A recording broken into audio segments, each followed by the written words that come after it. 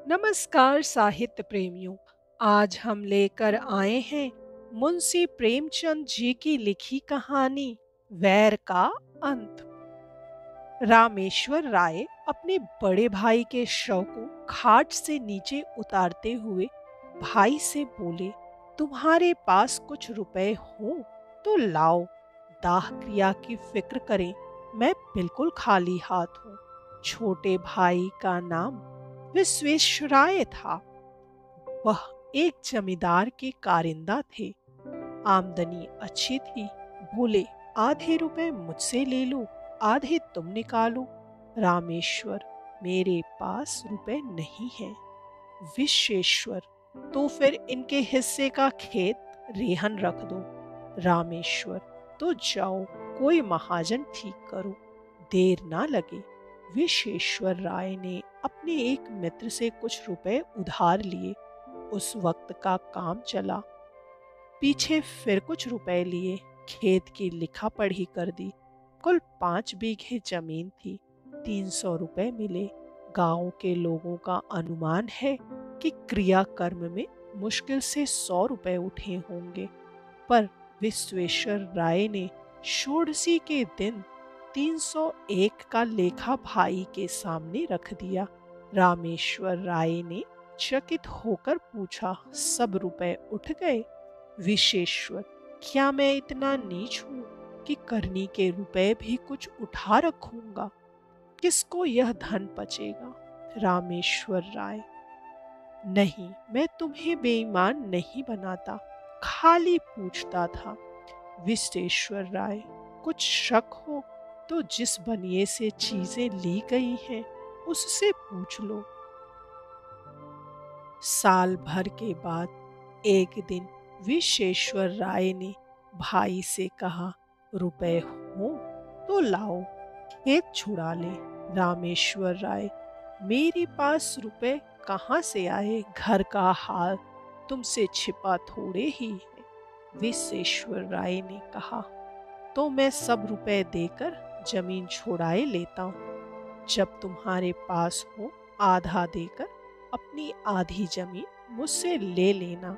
रामेश्वर राय, अच्छी बात है, छुड़ा लो। 30 साल गुजर गए। विश्वेश्वर राय जमीन को भोगते रहे। उसे खाद गोबर से खूब सजाया। उन्होंने निश्चय कर लिया था कि यह जमीन ना छोड़ूंगा। मेरा तो इस पर मौरूसी हक हो गया। अदालत से भी कोई नहीं ले सकता। रामेश्वर राय ने कई बार यत्न किया कि रुपए देकर अपना हिस्सा ले लें, पर 30 साल में वे कभी 150 रुपए जमा ना कर सके। मगर रामेश्वर राय का लड़का जागेश्वर कुछ संभल गया। वह गाड़ी लादने का काम करने लगा था और इस काम में उसे अच्छा नफा भी होता था। उसे अपने हिस्से की रात दिन चिंता रहती थी। अंत में उसने रात दिन श्रम करके यथेष्ट धन बटोर लिया और एक दिन चाचा से बोला, काका अपने रुपए ले लीजिए, मैं अपना नाम चढ़वा लूं। विश्वेश्वर राय ने कहा, अपने बाप के तुम ही चतुर बेटे नहीं हो। इतने दिनों तक कान ना हिलाए। जब मैंने जमीन सोना बना लिया तब हिस्सा बांटने चले हो। तुमसे मांगने तो नहीं गया था। जागेश्वर राय, तो अब जमीन ना मिलेगी। रामेश्वर, भाई का हक मारकर कोई सुखी नहीं रहता। विश्वेश्वर राय, जमीन हमारी है, भाई की नहीं। जागेश्वर, तो आप सीधे ना दीजिएगा। विश्वेश्वर राय, ना सीधे दूंगा ना टेढ़े से दूंगा, अदालत करो। जागेश्वर, अदालत करने की मुझे सामर्थ नहीं है, पर इतना कहे देता हूँ कि जमीन चाहे मुझे ना मिले पर आपके पास ना रहेगी। विश्वेश्वर राय, यह धमकी जाकर किसी और को दो। जागेश्वर, फिर यह न कहिएगा कि भाई होकर वैरी हो गया।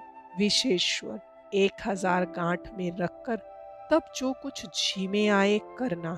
जागेश्वर, मैं गरीब आदमी 1000 रुपए कहाँ से लाऊंगा? पर कभी कभी भगवान दिनों पर दयालु हो जाते हैं। विश्वेश्वर राय, मैं इस डर से बिल नहीं खोद रहा हूँ। रामेश्वर राय तो चुप ही रहा, पर जागेश्वर इतना क्षमाशील ना था। वकील से बातचीत की।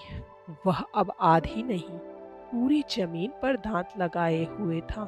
मृत सिद्धेश्वर राय के एक लड़की तपेश्वरी थी। अपने जीवन काल में वे उसका विवाह कर चुके थे। उसे कुछ मालूम ही न था कि बाप ने क्या छोड़ा और किसने लिया। क्रियाकर्म अच्छी तरह हो गया, वह इसी से खुश थी।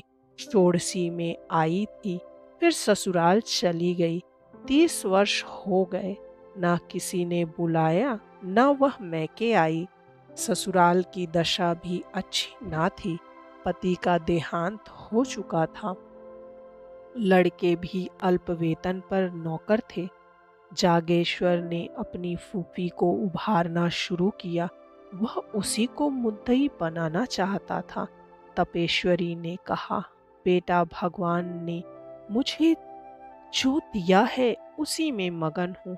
मुझे जगह जमीन न चाहिए। मेरे पास अदालत करने को धन नहीं। जागेश्वर, रुपए मैं लाऊंगा, तुम खाली दावा कर दो। तपेश्वरी, भैया, तुम्हें खड़ा कर किसी काम का न रखेंगे। जागेश्वर, यह नहीं देखा जाता कि वे जायदाद लेकर मजे उड़ाएं और हम मुंह ताकें। मैं अदालत का खर्च दे दूंगा, इस जमीन के पीछे बिक जाऊंगा, पर उनका गला ना छोड़ूंगा। तपेश्वरी, अगर जमीन मिल भी गई तो तुम अपने रुपयों के एवज में ले लोगे। मेरे हाथ क्या लगेगा? मैं भाई से क्यों बुरी बनूं?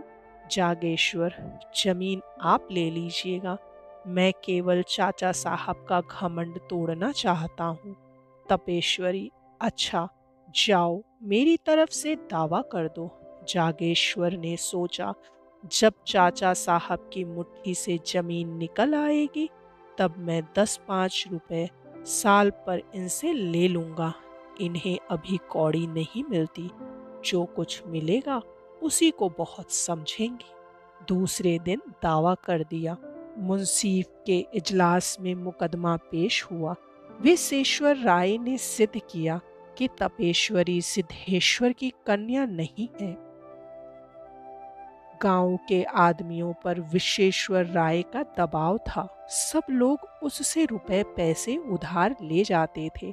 मामले मुकदमे में उनसे सलाह लेते।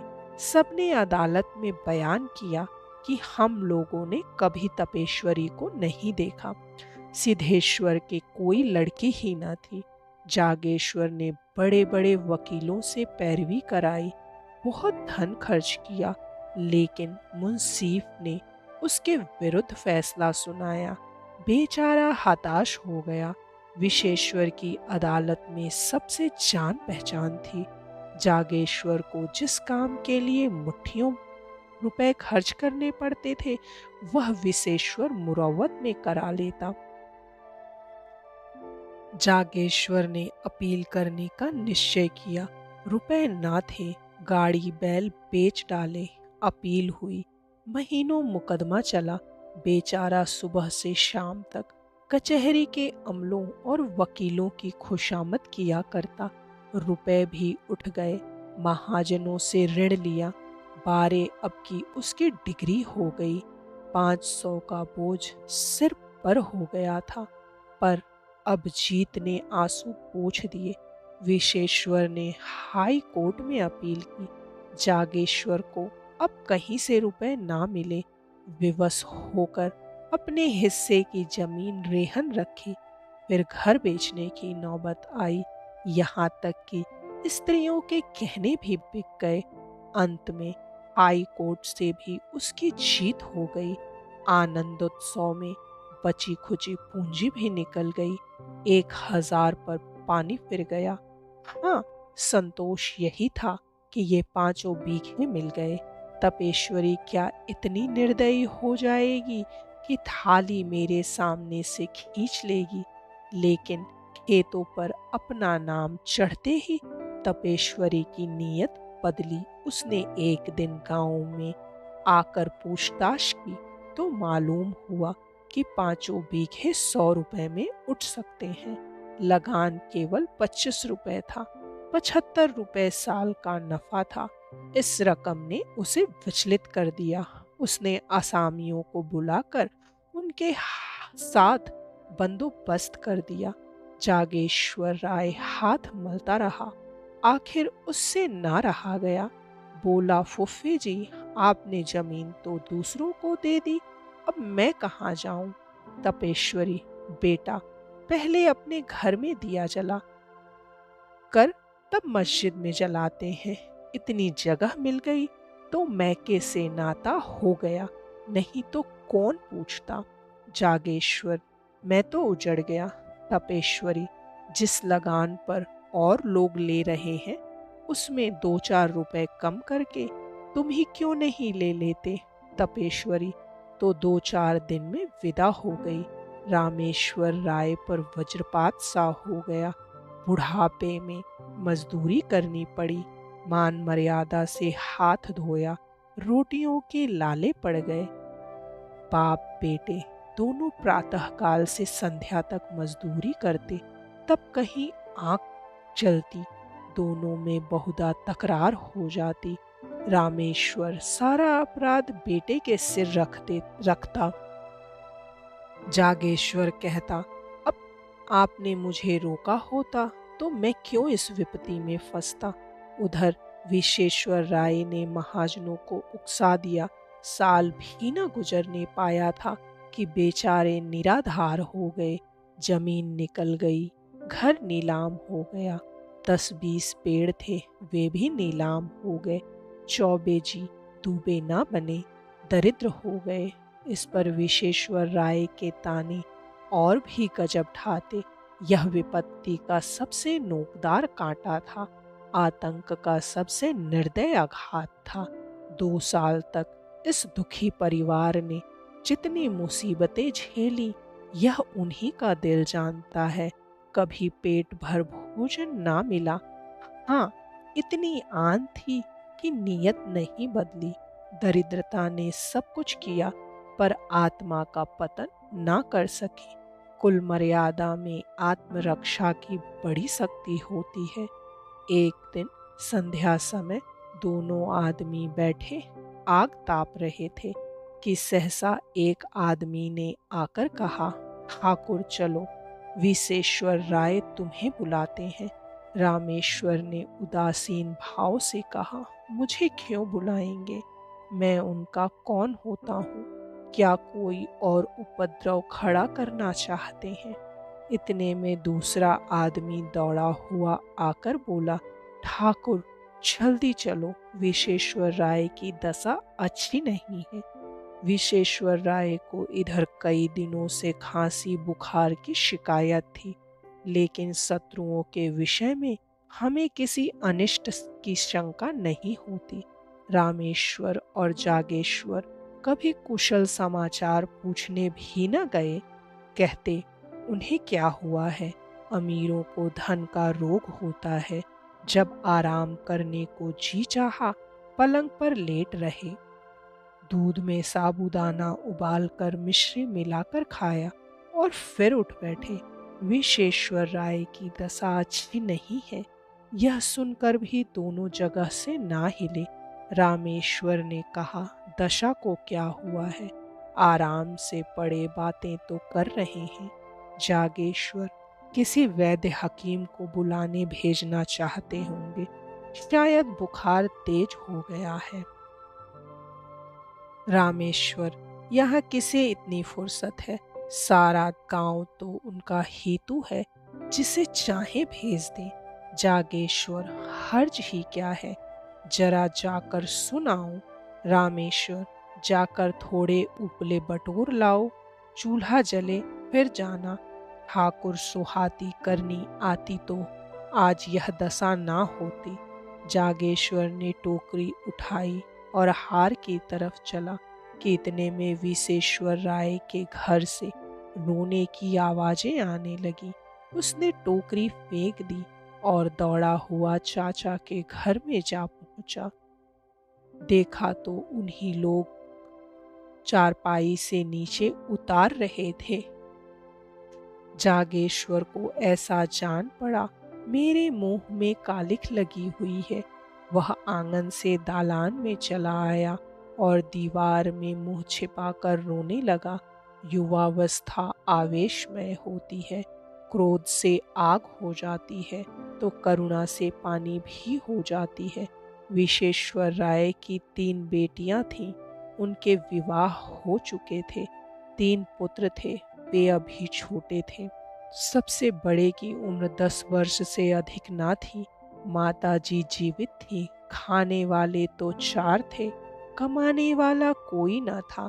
देहात में जिसके घर में दोनों जून चूल्हा जले वह धनी समझा जाता है। उसके धन के अनुमान में भी अतियुक्ति से काम लिया जाता है। लोगों का विचार था कि विशेश्वर राय ने हजारों रुपए जमा कर लिए हैं, पर वहां वास्तव में कुछ न था। आमदनी पर सबकी निगाह रहती है, खर्च को कोई नहीं देखता। उन्होंने लड़कियों के विवाह खूब दिल खोल कर किए थे। भोजन वस्त्र में, मेहमानों और नातेदारों के आदर सत्कार में उनकी सारी आमदनी गायब हो जाती थी। अगर गांव में अपना रूप जमाने के लिए 200-400 रुपयों का लेन देन कर लिया था तो कई महाजनों का कर्ज भी था। यहाँ तक कि छोटी लड़की के विवाह में अपनी जमीन गिरवी रखती थी। साल भर तक तो विधवा ने ज्यों त्यों करके बच्चों का भरण पोषण किया, गहने बेचकर काम चलाती रही। पर जब यह आधार भी ना रहा तब कष्ट होने लगा। निश्चय किया कि तीनों लड़कों को तीनों कन्याओं के पास भेज दूं। रही अपनी जान, उसकी क्या चिंता। तीसरे दिन भी पाव भर आटा मिल जाएगा तो दिन कट जाएंगे। लड़कियों ने पहले तो भाइयों को प्रेम से रखा, किंतु 3 महीने से ज्यादा कोई न रख सकी। उनके घर वाले चिढ़ते थे और अनाथों को मारते थे। लाचार हो माता ने लड़कों को बुला लिया। छोटे छोटे लड़के दिन भर भूखे रह जाते। किसी को कुछ खाते देखते तो घर में जाकर माँ से मांगते। फिर माँ से मांगना छोड़ दिया, खाने वालों ही के सामने जाकर खड़े हो जाते और क्षुधित नेत्रों से देखते। कोई तो मुट्ठी भर चबेना निकाल कर दे देता, पर प्रायः लोग दुत्कार देते। जाड़ों के दिन थे, खेतों में मटर की फलियां लगी हुई थीं। एक दिन तीनों लड़के खेत में घुसकर मटर उखाड़ने लगे। किसान ने देख लिया, दयावान आदमी था। खुद एक बोझा मटर उखाड़कर विशेश्वर राय के घर पर लाया और ठकुराइन से बोला, काकी, लड़कों को डांट दो, किसी के खेत में ना जाया करें। जागेश्वर राय उसी समय अपने द्वार पर बैठा चीलम पी रहा था। किसान को मटर लाते देखा, तीनों बालक पिल्लों की भांति पीछे पीछे दौड़े चले आते थे। उसकी आंखें सजल हो गई। घर में जाकर पिता से बोला, चाची के पास अब कुछ नहीं रहा, लड़के भूखों मर रहे हैं। रामेश्वर, तुम तिर्या चरित्र नहीं जानते, यह सब दिखावा है। जन्म भर की कमाई कहाँ उड़ गई। जागेश्वर, अपना काबू चलते हुए कोई लड़कों को भूखों नहीं मार सकता। रामेश्वर राय, तुम क्या जानो, बड़ी चतुर औरत हो। जागेश्वर, लोग हम ही लोगों को हंसते होंगे। रामेश्वर, हंसी की लाज है तो जाकर छाह कर लो, खिलाओ पिलाओ है दम। जागेश्वर, न भर पेट खाएंगे, आधे ही पेट सही, बदनामी तो ना होगी। चाचा से लड़ाई थी, लड़कों ने हमारा क्या बिगाड़ा है। रामेश्वर, वह चुड़ैल तो अभी जीती है ना। जागेश्वर चला आया। उसके मन में कई बार यह बात आई थी कि चाची को कुछ सहायता दिया करूं, पर उनकी जली कटी बातों से डरता था। आज से उसने एक नया ढंग निकाला है। लड़कों को खेलते देखता तो बुला लेता, कुछ खाने को दे देता। मजूरों को दोपहर की छुट्टी मिलती है। अब वह अवकाश के समय काम करके मजूरी के पैसे कुछ ज्यादा पा जाता। घर चलते समय खाने की कोई न कोई चीज लेता आता और अपने घर वालों की आंख बचाकर उन अनाथों को दे देता। धीरे धीरे लड़के उससे इतने हिल मिल गए कि उसे देखते ही भैया भैया कहकर दौड़ते, दिन भर उसकी राह देखा करते। पहले माता डरती थी कि कहीं मेरे लड़कों को बहलाकर ये महाशय पुरानी अदावत तो नहीं निकालना चाहते हैं। वह लड़कों को जागेश्वर के पास जाने और उससे कुछ लेकर खाने से रोकती, पर लड़के शत्रु और मित्र को बूढ़ों से ज्यादा पहचानते हैं। लड़के माँ के मना करने की परवाह ना करते, यहाँ तक कि स्नेह स्नेह माता को भी जागेश्वर की सहृदयता पर विश्वास आ गया। एक दिन रामेश्वर ने बेटे से कहा, तुम्हारे पास रुपए बढ़ गए हैं तो 4 पैसे जमा क्यों नहीं करते, लुटाते क्यों हो? जागेश्वर, मैं तो एक एक कौड़ी की किफायत करता हूँ। रामेश्वर, जिन्हें अपना समझ रहे हो वो एक दिन तुम्हारे शत्रु होंगे। जागेश्वर, आदमी का धर्म भी तो कोई चीज है, पुराने वैर पर एक परिवार की भेंट नहीं कर सकता। मेरा बिगड़ता ही क्या है, यही ना रोज घंटे 2 घंटे और मेहनत करनी पड़ती है। रामेश्वर ने मुंह फेर लिया। जागेश्वर घर में गया तो उसकी स्त्री ने कहा, अपने मन की ही करते हो, चाहे कोई कितना ही समझाए। पहले घर में आदमी दिया जलाता है जागेश्वर, लेकिन यह तो उचित नहीं कि अपने घर में दिया की जगह मोमबत्तियां जलाएं और मस्जिद को अंधेरा ही छोड़ दें। स्त्री, मैं तुम्हारा साथ क्या पड़ी, मानो कुएं में गिर पड़ी। कौन सुख देते हो, गहने उतार लिए, अब सांस भी नहीं लेते। जागेश्वर, मुझे तुम्हारे कहने से भाइयों की जान ज्यादा प्यारी है। स्त्री ने मुंह फेर लिया और बोली, वैरी की संतान कभी अपनी नहीं होती। जागेश्वर ने बाहर जाते हुए उत्तर दिया, वैर का अंत वैरी के जीवन के साथ हो जाता है। यदि इस प्रस्तुति ने आपके हृदय को स्पर्श किया हो तो कृपया इस वीडियो को लाइक करें, शेयर करें और साहित्य सागर चैनल को सब्सक्राइब करना ना भूलें। धन्यवाद।